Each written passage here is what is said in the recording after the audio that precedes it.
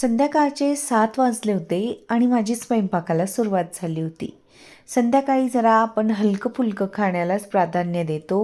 तसंच मीही दुधी भोपळ्याचे ना पराठे करून घ्यायचे होते. अहो शुद्ध मराठीत म्हटलं तर त्याला दशमीच म्हणतो आपण. आणि मग काही जण धपाटे म्हणतात. तर मी अगदी डाळीचं पीठ 1 वाटी आणि 4 वाट्या आपलं गव्हाचं पीठ, कांदा, कोथिंबीर, जिरं, ओवा, बडीशोप, नंतर हिंग, तिळी असं मिक्स करून छान आणि दुधी भोपळा बारीक किसून घेतला. पराठा बनवला आणि सगळ्यांना जेवण वाढायला दिलं.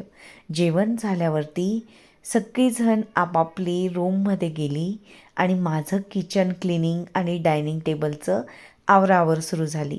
डायनिंग टेबल आवरल्यानंतर आधी सकाळची जी भांडी होते म्हणजे दुपारचे ते मी लावून घेतले. रात्री जर हे सगळी कामं करण्याचा कंटाळा केला ना तर सकाळी खरंच खूप घाई गडबड होते आणि चिडचिडी होते.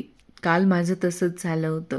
म्हणून आज मी सगळं नीटनेटकं क्लीन करूनच झोपणार होती की जेणेकरून सकाळी मला ओव्हरलोड कामं होणार नाहीत आणि माझी चिडचिडी होणार नाही आणि व्हिडिओ बनवण्यासाठी मला वेळही मिळेल.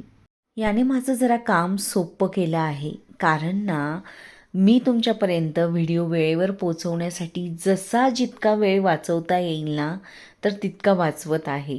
कारण की मला रात्रीची भांडी ठेवायला आवडत नाही, म्हणून मग मी रात्री ना डिशवॉशरचा वापर करते आणि मस्तच अशी भांडी लावून देते की जेणेकरून अर्धा पाऊण तास 1 तास वाचतो आणि त्यामध्ये मी एडिटिंग वगैरे करते किंवा व्हिडिओ शूटिंगसाठी वेळ देत असते.